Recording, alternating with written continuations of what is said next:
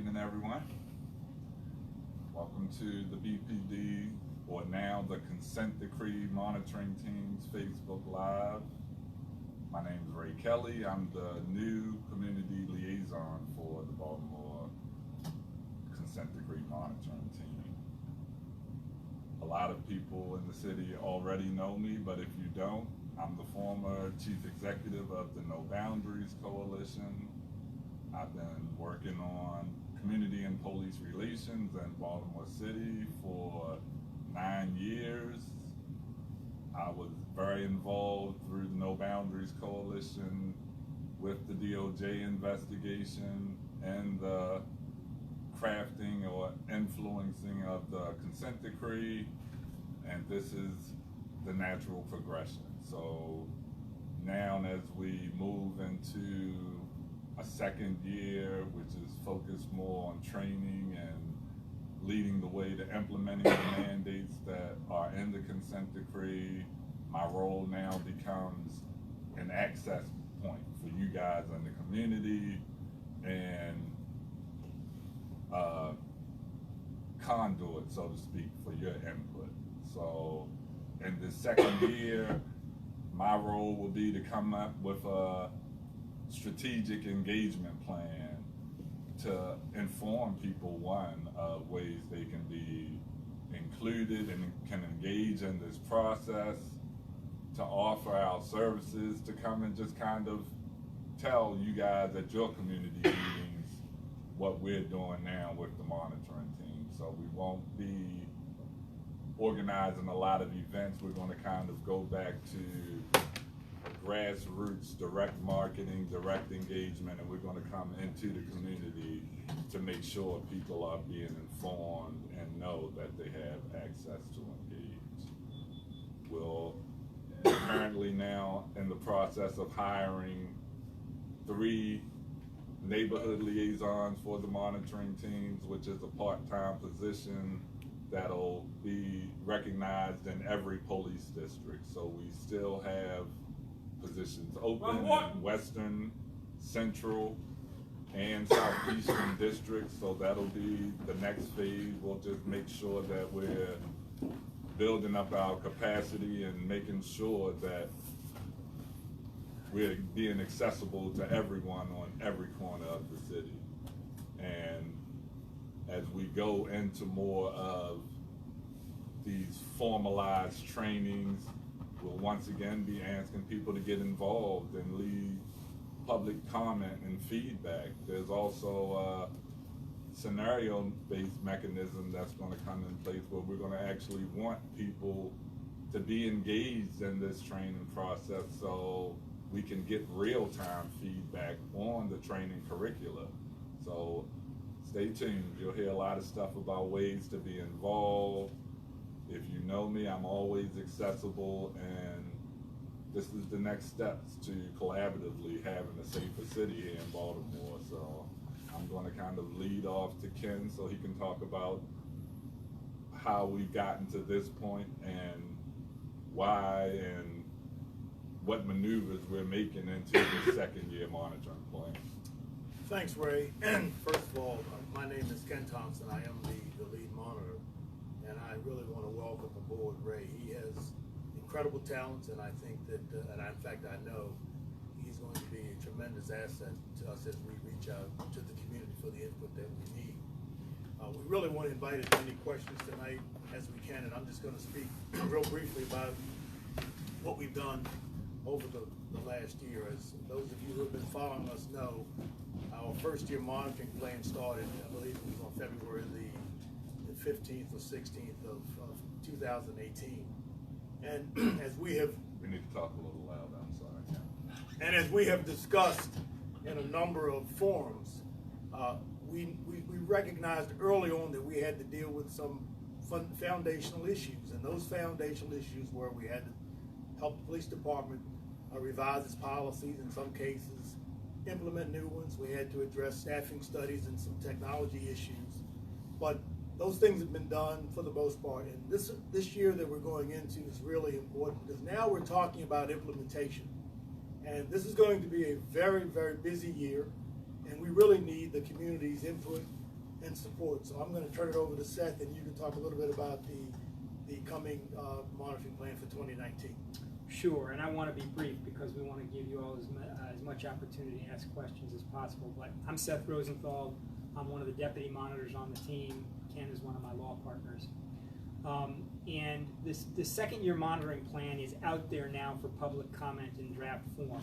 The public comment period will run for another 10 days or so, at which point the police department, the justice department, and the monitoring team will sit down, incorporate the public comments, make changes to that draft monitoring plan, and ultimately submit that draft monitoring plan to the court, to Judge Berdar, for approval. As Ken said, the idea behind the second year monitoring plan is to pick up where we will have left off after the first year. The first year's focus was on rewriting policies in all of the areas under the consent decree, from use of force to non-discriminatory policing, to stop searches and arrests, to use of body-worn cameras, to officer wellness, and so on. This year, and it's going to be a heavy lift for several reasons, the idea is for the police department to put together lesson plans to train their officers on these new policies. That will be really the crux of the work during year 2. We'll also be doing other important things. The police department, as you all know who've been following this, has to completely overhaul its information technology systems and its IT governance. There's a technology resource study and a technology resource plan building on that study that was produced at the end of last year. This year, within the first couple of months of this year actually, the police department is going to come up with a very detailed timeline for making those changes to its information technology systems. It's a big thing. Another big thing this year is continuing the overhaul and the reform of the Office of Professional Responsibility, which is the unit within BPD that investigates officers based on complaints of misconduct. That is, as Ken has said, as I have said, and most importantly, as Judge Berdar has said, a unit that is broken and that needs overhauling, particularly if BPD is to win back the community's trust, to win back your trust. So those are some of the things that will be going on during the second year. I can talk more, Ken can talk about more, Ray can talk more about some of the details of the second year plan, but you know, that summarizes the main points. Ray, we want to hear from you. Have any questions coming in, Ray? None yet. None yet. We have 4 watchers, and I think me and Jess are 2 up. Okay. But this is the opportunity. Share this live video feed. Get involved at the start. The court hearing is the 24th, and our quarterly meeting is the 22nd. We're going into a whole new phase. There's so many changes coming to the city right now that this is a prime opportunity to be the change. So if you have questions, please express yourself right now. 2 other things that that will be developed really towards the beginning of the second year are analyses of deficiencies within certain programs within the city.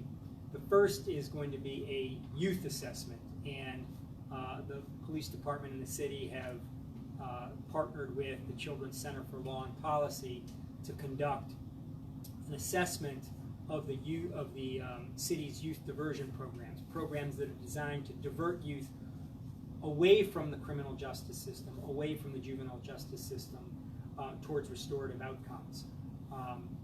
And so that study should be forthcoming this spring. Another foundational study that is going to be done that will inform policy changes is a study of the gaps in the city's behavioral health systems.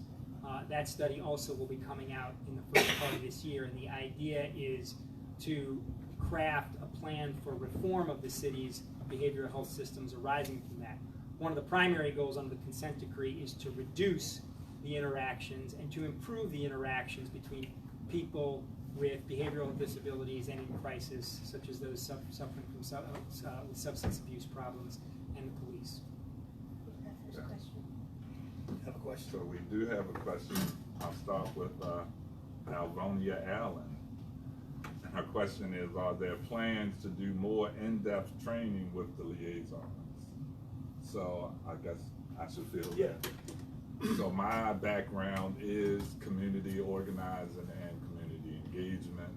So I am trained in many facets of engagement, as well as very versed in the consent decree process. So the neighborhood liaisons will be receiving asset-based community development training, as well as direct access training, which is going to teach people how to do this type of covert engagement where we just sit and we listen. We call it mindfulness.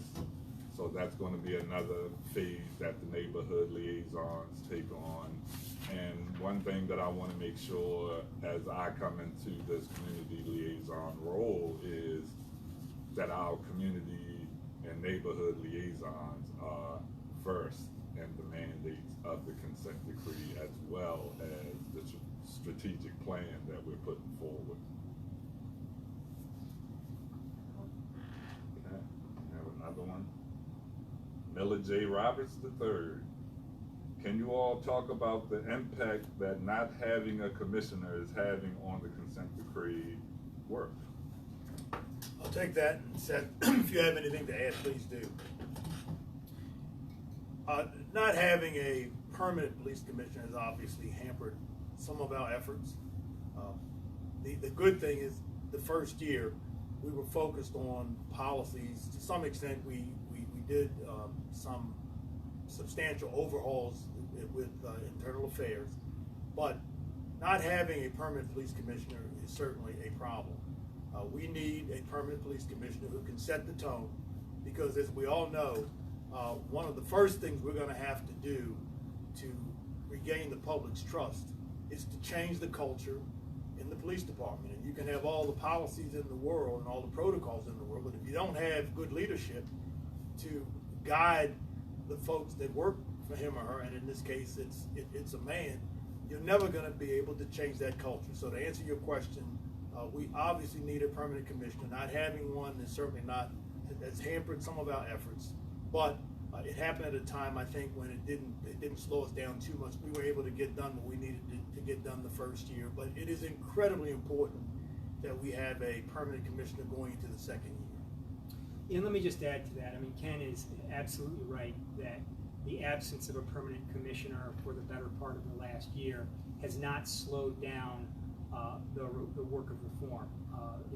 Kudos to the consent decree implementation unit at the police department, because they really have been doing excellent work and have been working really hard to get done what the first year monitoring plan has required them to get done. But the absence of leadership at the top has had some specific adverse effects over the course of the last couple of months. And let me just give you two examples. One is, as I said at the outset of this session, training really will be a focus of year two. Well, in order to conduct training effectively, the training academy needs more staff. It is severely understaffed right now. It needs more staff to help write lesson plans. It needs more staff to help deliver the training. One of the things that we've been, as the monitoring team, asking for the last couple of months is the reassignment of personnel to the training academy to make sure that what we have planned for the second year of monitoring gets done. That reassignment of personnel to the training academy has not yet happened. We are hopeful that it will happen within the next month, but it has not happened yet, and we have some concern that the reason it hasn't happened is because of the absence of permanent leadership. Another thing where we do know that it has caused delays is in the production of two foundational documents under the consent decree, a staffing plan and a community policing plan, both of which were supposed to have been underway and produced during the first part of 2019, but which now, because of the absence of a permanent leader, need to be pushed back further into 2019. And the reason for that is simple.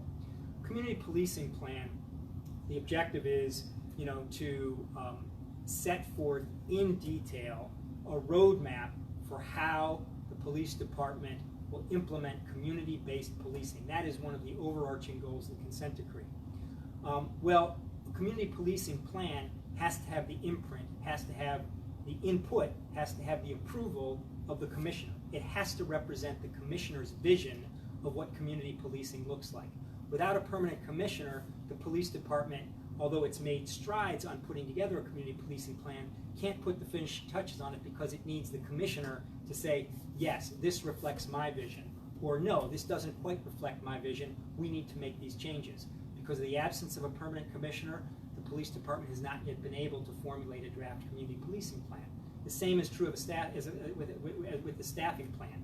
In order to come up with a community policing plan, one of the biggest components is staffing. How are you going to staff up this community policing component to the police department? Not going to know that until the commissioner has the chance to formulate his vision, and it's going to take a new commissioner at least a couple of months to get his or her feet under them and figure out, this is the way I want to go. So these are two areas where it has actually had an adverse impact in delaying at least a couple of the deliverables by a few months under the monitoring plan. So we have a question: will there be more on the scene, boots on the ground presence from the monitoring team members when an incident between a police officer and a resident occur? So you wanna? We have a protocol in place now where a member of the monitoring team will certainly show up at a significant event. That would include things like police-involved shootings. In fact, the shooting that took place last week over on the Gilmore Homes, I actually was there. And we try to show up at these events because they are significant. Hopefully we won't have to do those kinds of show-ups that many times, but we are doing it. And of course, we are working on a plan now with our new community liaison person to get out to the community a lot more. So it's a good question. We will try to reboot, and we really intend to get out to the community as much as we can. Yeah, and to be clear, I mean, and fortunately there were not many over the course of the last year, but for every officer involved shooting this year, we had a member from the monitoring team, usually Ken, on site within an hour of the shooting. And that is, protocol that we established early on, over a year ago, and it's a protocol that we've abided by. And I'll just say that outside of protocol, the goal of the community engagement team is to now be more visible in community. So you will see the neighborhood liaisons showing up at more events, that you'll see more recognizable presence, I'll call it, of the monitoring team in certain situations, and we will continue to adhere to protocol, but we're going to take community engagement to the community. So you will see us in community more than we have been, and we'll still have that presence at those command scene type of incidents in the city. Let me add one other thing too. We really invite folks to invite us. We have a number of organizations that we will reach out to. We will certainly attend when we can and where we can. But it's extremely important that folks in the community invite us, because we can't be everywhere every day. But we can, if we know ahead of time that you're interested in hearing from us, we will make every effort to be there. So I'm inviting those of you who are listening tonight to invite us, and I can assure you that someone will reach out to you, and there's a strong possibility that one of us will be there to talk to you if you so desire. So this next question is kind of an opinion question that I'll leave to either one of you guys, but Alvonia and Allen asked, with the new proposed commissioner coming from New Orleans, having worked under the consent decree, do you think this is a help or a hindrance? I think it's a help, but let's wait to see. I haven't met him yet. We hear good things about him. I like what I hear, and I like what I read. I think it's good that we have someone who has already indicated a strong interest in constitutional policing, because that's what the consent decree focuses on. So it's a good thing to have someone who has shown over the last, I don't know how many years he's been down there, I think since 2014, that he's invested in a constitutional process. So of course I think that's a good thing, but we have to see how he behaves and how he performs here in Baltimore. I feel I'm pretty comfortable that he will do a good job. But again, we have to see him, we have to talk to him, and I'm going to reserve judgment until we get hands on and eyes on. Right. And we will be speaking to him, we imagine, in person in the next few weeks. Hopefully even sooner than that, next couple of weeks. And there are members of our team who do know him. Chuck Ramsey, who is one of our deputy monitors, knows him well. T. Bowman, former police chief in Fort Worth, Texas, yeah. No, Arlington, Texas, I'm sorry. T is actually a member of the New Orleans Police Department monitoring team down in New Orleans, and has worked with Chief Harrison on that consent decree. And Steve Parker, who was a member of our team as well, when he was in the Civil Rights Division of the Justice Department, or working with the Civil Rights Division of the Justice Department, worked on that consent decree, and with Chief Harrison and members of the consent decree compliance unit down in New Orleans. So members of our team know him and have had good experiences with him, but we hope he's the right fit for Baltimore.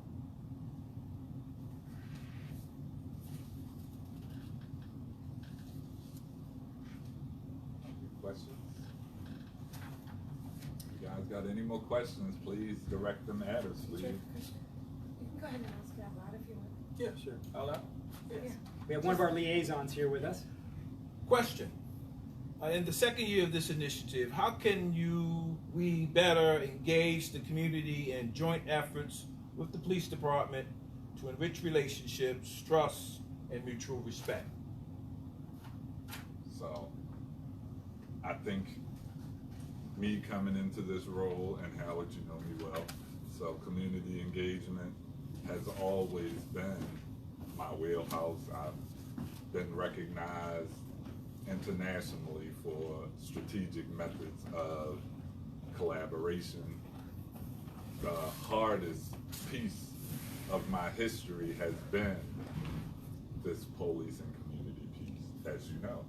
And that's my newest challenge, is how do we incorporate all the methods we've learned through interacting with the other and racial justice circles, as well as undoing racism training, where we break down all of those barriers to actually collaboratively address public safety.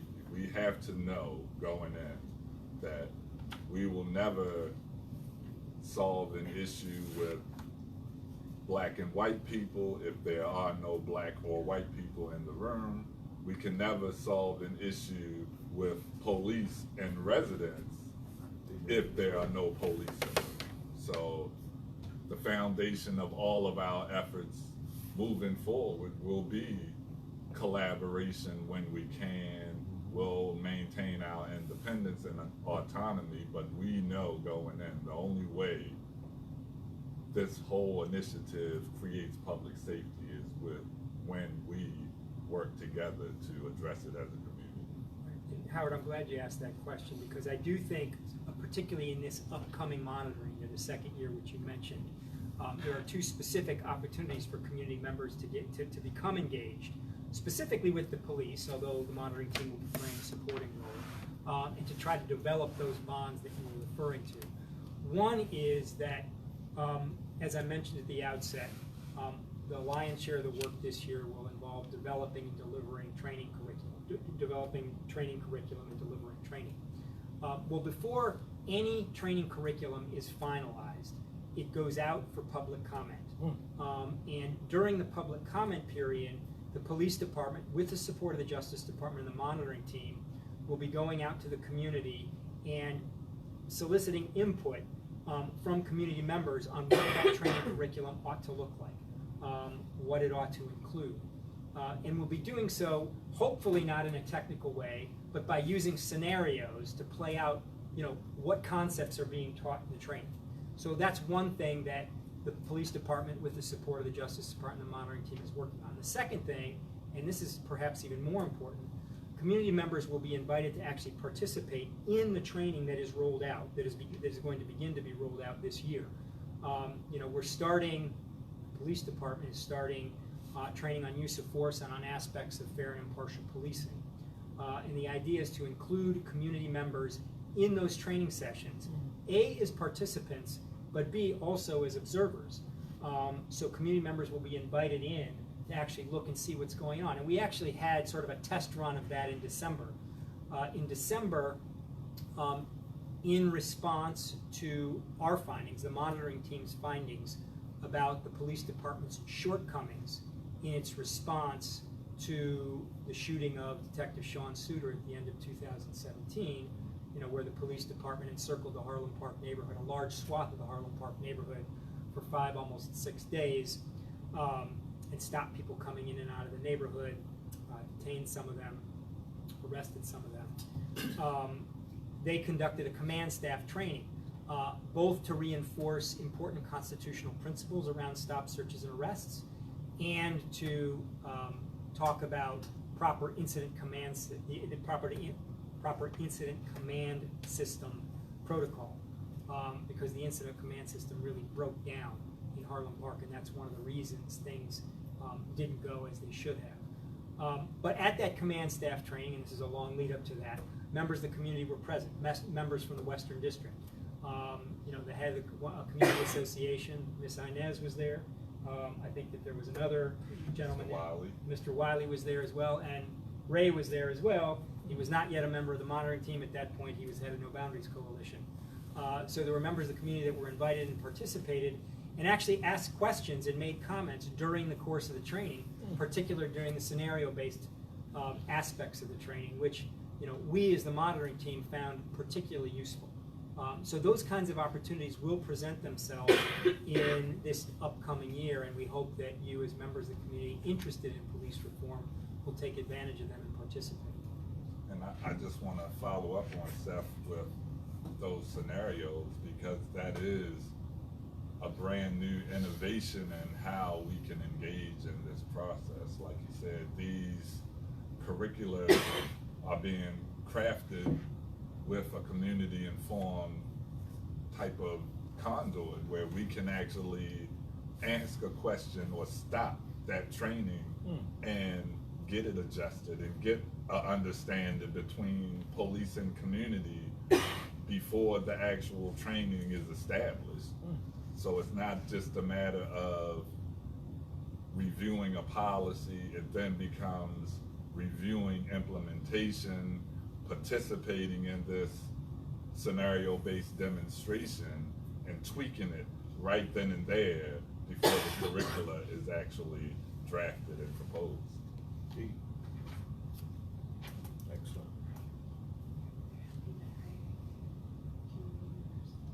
The Office of Innovation. You can mention that too. Well, that's something that we've been, so like Seth said earlier, we haven't had a commissioner, but the consent decree works on mandates, timelines, and for this whole process to be in compliance, certain things have to happen in a certain time frame. So with the No Boundaries Coalition, we had been working with the Office of Innovation on how we kind of recruit more officers into the police, how we present the department to prospective candidates, how do we grow, and this is the most important piece, how do we grow our own indigenous police force? We've had what we call these prototype workshops to come up with different ideas. So really from those workshops, the Officer Friendly project is actually being implemented as we go forward back into the schools. There's also a conceptual design for, I want to call it a ROTC component of the police department. So really they're going to call it the Junior Cadet Program if it comes into fruition, where we initiate these youth while they're in high school and take them through a program similar to the Army or the Air Force ROTC. So when they become seniors, someone from that group is actually nominated to the academy by the instructor, and that incentive kind of grows those homegrown police officers that we're trying to attract. Yeah, interestingly, one of the things that the police department began to experiment with, and they actually conducted a couple of different pilots at the end of last year, was including community members in the hiring process itself. And so you had, at these pilot hiring interviews, you had both officers and community members there interviewing potential recruits. This really is, as Ray was suggesting, innovative. There are exceedingly few police departments around the country that actually include community members in the job interview process, and that is something that BPD is seriously considering now and hoping to roll out in the near future. Any other questions? Questions?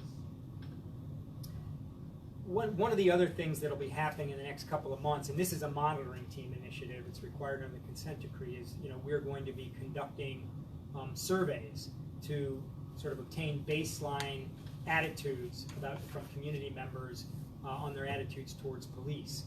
And so we're conducting, in conjunction with Morgan State University's Institute for Urban Research, they're the ones that actually drafted the survey, but we're doing it with them, a community survey where they're going to be sending out interviewers to conduct survey interviews over the course of the next couple of months and compiling the data to gauge community attitudes on the police department. We're also going to be conducting a survey and interviews of custodial arrestees right after their arrest at Central Booking downtown to gauge their attitudes, because they're the ones who will have had the most recent interactions with the police, obviously, because they'll be right on the heels of their arrests. So we're going to be doing that over the next couple of months, and we're working on that with the researchers from the University of Toronto, who have done these types of surveys in other places under other consent decrees, most recently in Cleveland, which is under a consent decree similar to Baltimore, as well as the Rose Street Community Center here in Baltimore, which serves returning citizens. Finally, we're going to be conducting focus groups of police officers themselves, rank and file police officers, first line supervisors, and then upper level command staff to gauge their attitudes about how the police department is functioning and about the consent decree. So those kinds of things will be happening all in the first quarter of 2019. So we can, as I said, we can kind of establish some baselines about attitudes towards the police and towards reform. So we're open for questions. We're here. We need questions. Come on. Oh, here's the question. Is the consent decree where it's supposed to be as far as its timeline as mandated by Judge Bedard or the federal government? Let me start. We are. I mean, it's not us. The police department is the folks under the consent decree, and for the most part, they have met all the deadlines that have been set. There have been a few adjustments. As Seth pointed out earlier, one of the big reasons for some of the adjustments is simply because we have not had, and they have not had, a permanent police commissioner. But I would say overall, we are comfortable with the progress that the police department has made in the first year. But we recognize that clearly that the first year was going to be the easiest part of the test. Revising and implementing policies, while important and while it wasn't an easy job, I mean, we're moving into the implementation stage now, and that's going to be the most complicated piece of it. And so this is where the rubber meets the road. We'll have to, really look at this very closely, because I think this next year or the next 2 years is really, it's going to give us a really good litmus test to figure out whether the police department is moving in the direction that they need to be moving.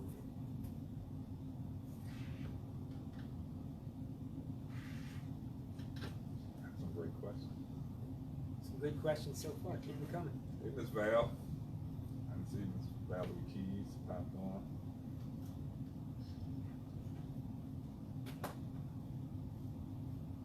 No questions, Howard? Did you usually, I can see you writing a lot of them. Howard has good questions. I'm taking notes, bro. I want to ask questions.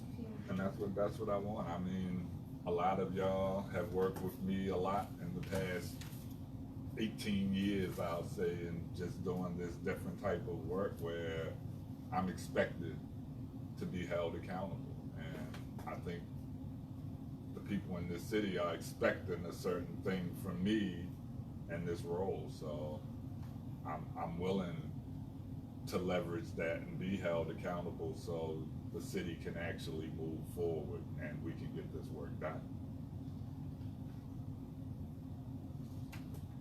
You know, since we have some time, I again want to emphasize or re-emphasize how important it is that we have not only engagement but true participation. And so I really hope that many of you will come to the community forum on January the 22nd. What's the location? Edgewood Lyndhurst Elementary School, 835 Allendale. 21223 29. Any more questions? This is just some reminders. I want to remind everybody once again that we are currently looking for neighborhood liaisons. The applications are open. You can go to our Facebook page or our website to get the link. If you want to be involved in this process, if you feel like you have strong connections in your neighborhood and you want to help get this information out, please apply. We need neighborhood liaisons in Western District, Central District, as well as Southeastern District. So if you know of anybody or you yourself want to be a part of the consent decree monitoring team, please don't hesitate to reach out. Since we're dealing with reminders, this coming Friday, I believe you'll be able to see online our second semi-annual report, which will be a very detailed discussion of what has taken place from the time that the first year plan came into existence to the present. So I encourage you to look at it. It's well written, it's well done, and it's very comprehensive, and it should give you a very good idea of what we've been doing over the past year.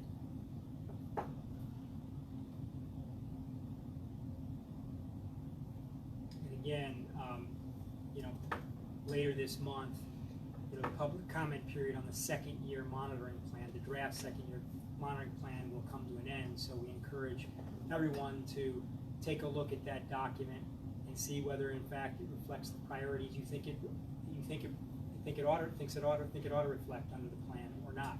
It might reflect other priorities. You can submit comments on our website. You can submit comments on the police department's website. You can submit comments to the Justice Department, because all three of us are going to be getting together once that comment period ends, knock our heads together, figure out which comments to incorporate, and then submit the plan to the court for his approval in early February, and he should approve it by the middle of February. And that really will, it's the roadmap, it's the blueprint for year 2 of monitoring from February of 2019 to February of 2020. That will set the priorities. And we can't overemphasize how important this coming year is. As important as the first year was, and it was extremely important to address some of these foundational deficiencies. We're going into a very, very important stage, and so we really need the community's input. We need your advice. We need your suggestions. I mean, we're moving into a very, very critical stage, and it's just, I can't overstate how important it is that we hear from you. And I want to thank you, Ms. Allen. You're right. I misspoke and I said Edgewood Lyndhurst Elementary, and it is Edgewood Lyndhurst Recreation Center. So I thank you for being sharp and correcting me. See, people hold me accountable already. As they should.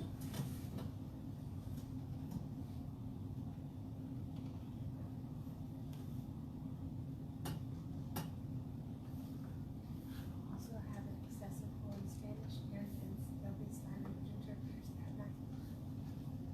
So once again, I'm just been reminded that the Recreation Center is handicap accessible. There will be sign language interpreters there and Spanish interpreters as well. So this event is for everybody and all communities to come out and not only find out the direction that we're going, but find ways that you can be involved and influence the changes in your community.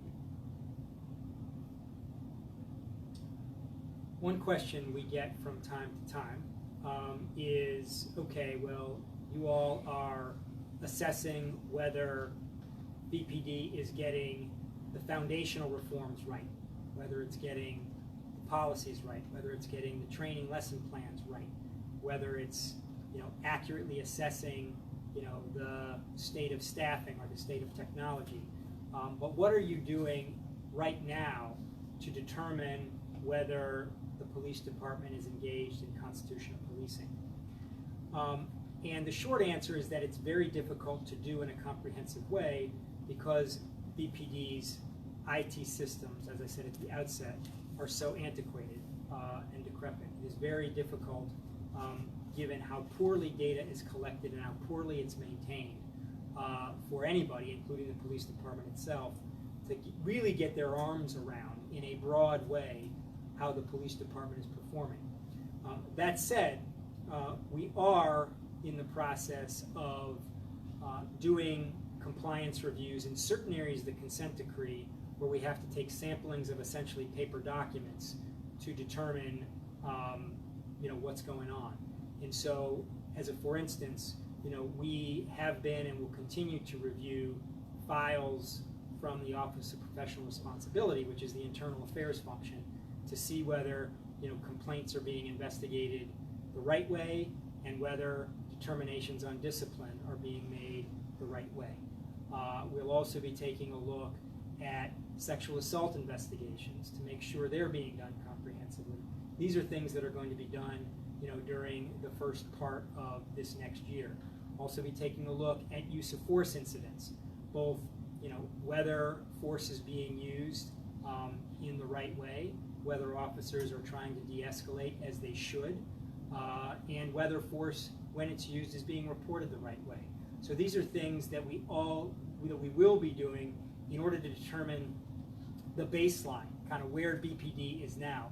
But as I said, it's going to be exceedingly difficult, if not impossible, in almost all of these areas to determine a true comprehensive baseline, just because the data that exists is so hard to come by. And that's one of the things that the Justice Department found in its investigation too, is that, you know, although it had enough data on which to draw conclusions, it still wondered how much other information was out there that it couldn't access, particularly in the realm of ordinary civilian police encounters like stops, investigative stops. Those are, as the police department itself admits, underreported, and therefore it's hard to get a sense of, you know, how well the police department is performing, how constitutionally it's performing in the mine run of cases. Ken, I'm sorry. No, I was going to ask you, Seth, to explain to us a little bit more about what a compliance assessment is. Mm-hmm. Right. So under the consent decree, there are two different things. There are outcome assessments that are required under paragraph 459 of the consent decree, and those are quantitative in nature. For instance, what percentage of the time that BPD subjects individuals on the street to investigative stops is contraband found? What percentage of the time when BPD conducts a weapons pat-down do they actually find weapons? And that's important because to the extent that the rates of finding contraband resulting from investigative stops or the rates of finding weapons from weapons pat-downs are low, it suggests that police are doing these things without adequate foundation, without adequate constitutional justification.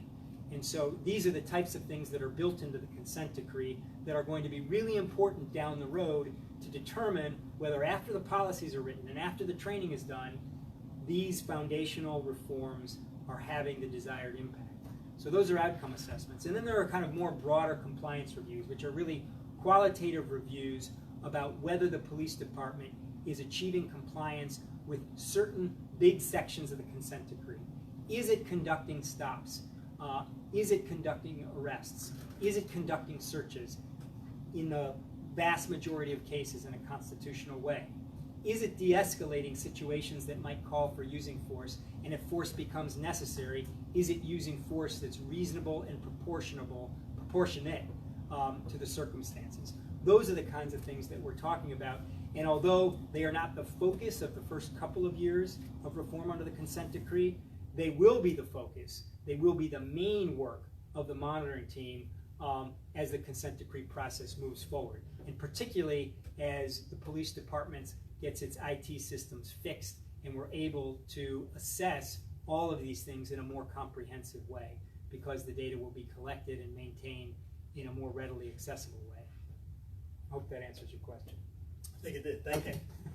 So we have another question, and Ms. Trueheart. Our question is BPD now able to actively track civilian complaints against officers? That's a very interesting question and a good question. That's part of, I'm reluctant to say yes, only because I don't trust the data yet. I mean, their IT systems need a lot of work.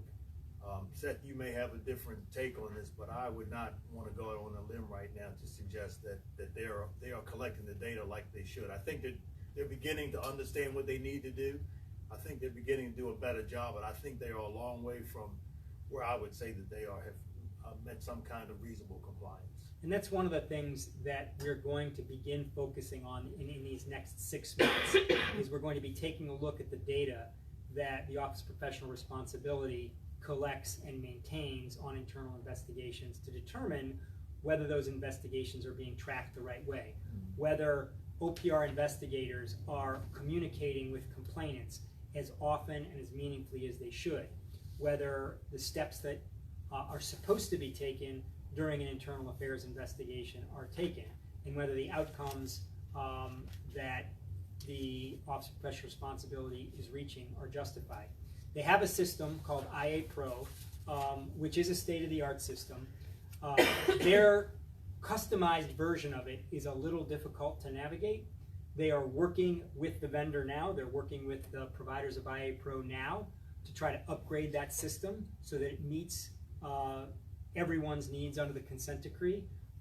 That is not to say that BPD is not adequately tracking internal affairs investigations right now, but as Ken says, we are reluctant, given where we are now in the compliance review process, to say that they are accurately tracking investigations. They should have that capacity already. That capacity should be improved once IA Pro is upgraded in the next few months.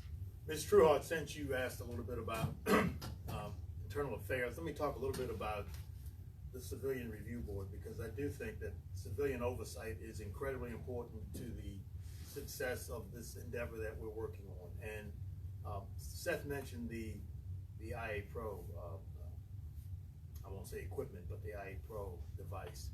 One of the problems that has been around for a very, very long time has been the lack of cooperation and communication between the Office of Professional Responsibility, which of course is the Internal Affairs Division in the Police Department, and the Civilian Review Board.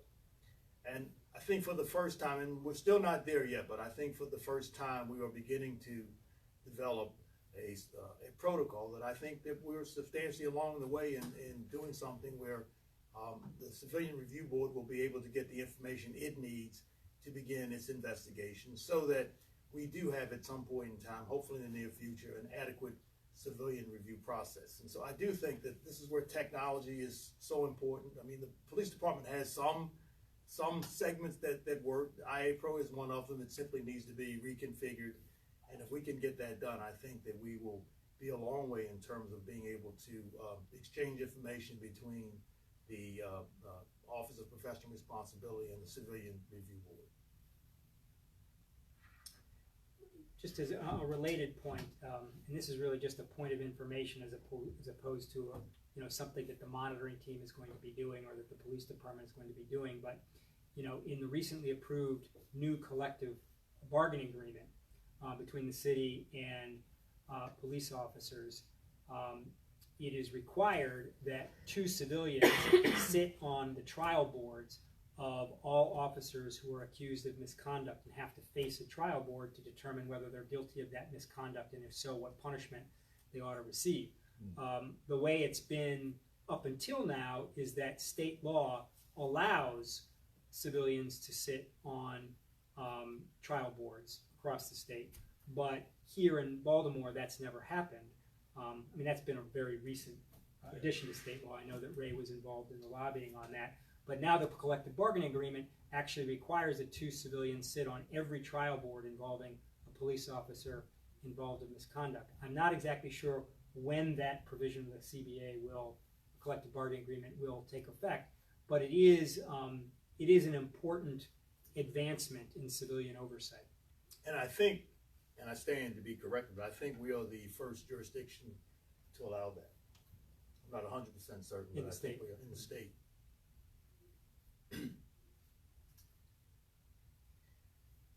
More questions? Hey, Ms. Peaches. Ray knows who follows us. Well, I'm just seeing the names. And Come on, Ms. those Peaches, that- ask us a question. Ms. Kutchman, you got a question for us? Okay, we got a question. If Governor Hogan is successful in bringing in extra officers from the DEA, ATF, and FBI, will those officers have to adhere to the consent decree policies, being that they won't be BPD officers? Good question. The quick answer is yes. They will still have to operate under the police commissioner. The question is, I think we really should wait before we speculate too much. We need to see what the new police commissioner and his strategy is going to be. I think it's very helpful if the state gives the city money because they desperately need resources.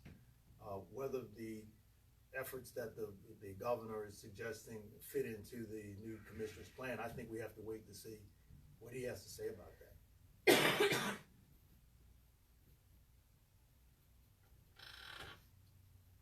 So we got about 10 more minutes. I was trying to hold off, but I think I'll do a recap while we have viewers on. Just key dates coming up. Like I said, the 22nd is our quarterly forum at Edgewood Lyndhurst Recreation Center, 6 to 8 p.m. The quarterly public hearing at the federal courthouse is January the 24th at 10 a.m. That address is 101 West Lombard Street. And then January 30th. So we're having an event sponsored by the monitoring team at the Impact Hub. And what we're doing is we heard Seth speak about a survey that we're trying to conduct citywide. So this event is just going to be kind of a recap of where we are and a recruitment exercise to get people involved and actually recruit survey takers. So that's going to be January 30th at the Impact Hub. All of this information is available on our website as well as our Facebook page.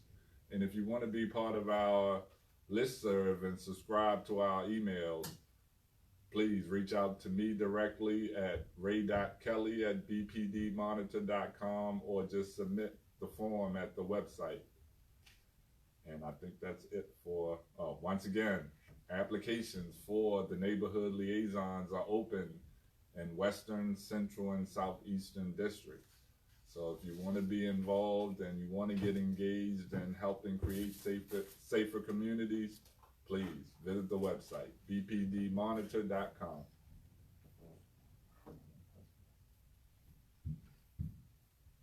I'm sorry, Jessica, you were saying the time for that Impact Hub meeting at Morgan State? I'm looking at time of I know the Okay. address is 10 East North. The address for that is 10 East North Avenue.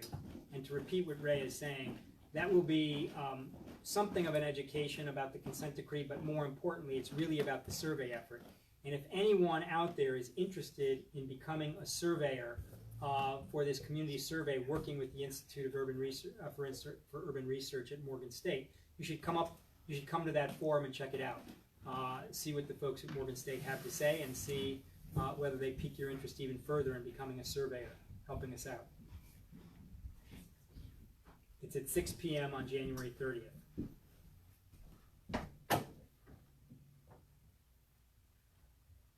And I should say, yes, that is a paid position, not a volunteer position, not a volunteer position to be a surveyor on Morgan State's team. Above Oh. Kim True. I see it. My apologies, Ms. Allen. I'm seeing there's another question. Since there is an inherent fear of retaliation from the police department, what is being done to address complaints without backlash on the complainant? I'll start. I mean, one of the new provisions is that people can file, if I understand the question, can file complaints anonymously. I mean, that's one way of doing it. But most importantly, you know, and again, this goes back to what Seth and I said before. You know, the purpose of the consent decree is ultimately to change the culture, or to assist the police department in changing its culture. And it's going to be extremely important for the new commissioner to make it clear that the policies that are in place, because there are now policies in place that prevent and forbid and prohibit retaliation. But that's just a policy. I mean, you have to have a leader, and you have to have supervisors who follow the rules. And so it's going to be extremely important that the new commissioner make it clear to his men and women who serve under him that, you know, they have to get on his program. They have to get on his train, or else they have to get out of the department. So I mean, I think it's a question of leadership.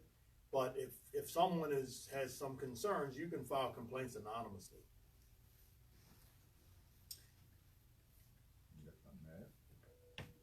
So we have one more question. House Bill 771 of 2015 requires annual reports of key BPD data. Will the monitoring team be supportive of expanding the items reported? Thank you, Ms. Trueheart. So the monitoring team is an arm of the court. The court obviously cannot engage in legislative advocacy. So we cannot, as a monitoring team, as an arm of the court, get behind any piece of legislation. Our mandate is to make sure that the police department abides by what's in the consent decree. To the extent that the consent decree requires collection of data beyond what that bill does, and I believe that it does, that's something BPD has to do. So yes, that's something we will get behind, because that's part of the court order that we're required to monitor compliance with. Okay. Got 5 more minutes. If you got any more questions or last minute comments, please reach out.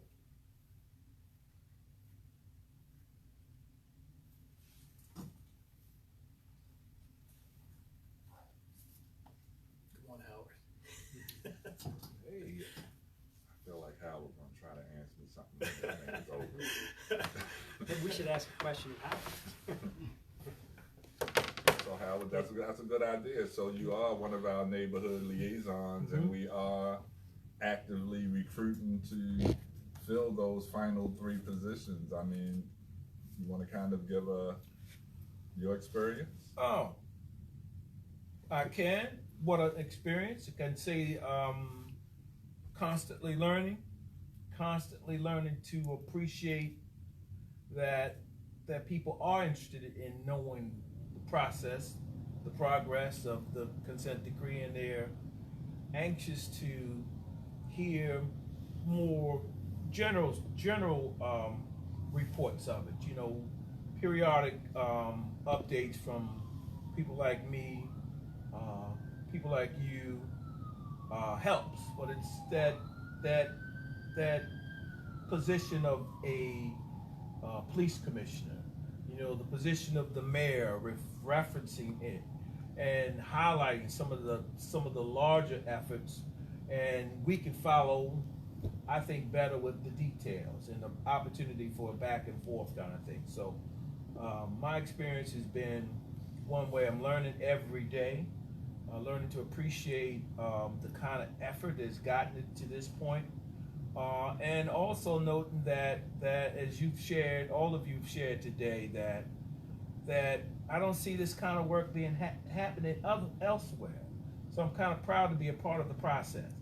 And as I shared with Brother Wharton and the other liaisons prior, that I mean, this is almost a ministry kind of thing, you know, and people who are interested in doing it, you know, it'd be ideal, it'd be a position as a neighborhood liaison for someone who's been at the work for forever and never been able to be a part of the larger process. The larger process, a monitoring team that's functioning on all the levels that this particular team is, together with that frontline worker, is a dream come true. This is like the ideal dream of an activist, you know, that it'd be an and in both kind of thing going on, you know, administratively, locally, consistent with the who are having the challenges, together with the community and encouraging everybody to work together. That's the dream, you know. So again, I can't say I don't see it as an opportunity like none other to be a part of a process that I think is going to bless a lot of people from this day forward. Thank you, Howard. Thank you. And I think we kind of end with our recruiting on that note, that Howard's right. It takes all of us. This team is a multi-leveled approach where we have the legal aspect that I don't speak English, so they're going to have to explain it to me. And then I'm the process aspect where I've been engaged in this process for years. So it's easier for me to explain it to the liaison. Now, he's community engaged, but he's not the process guy. But it's a whole lot easier for him to tell someone that's just sweeping their front on a Sunday. So we have all those levels being met. We just have to deploy the strategy and get everybody involved. This is our chance to change our city, and we should take advantage of it. Thank you, Howard. Thank you, Ray.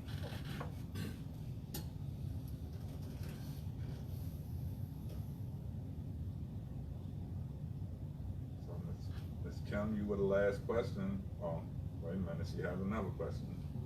I don't want to get the phone call when I hang up this Facebook, so I'm going to answer the question.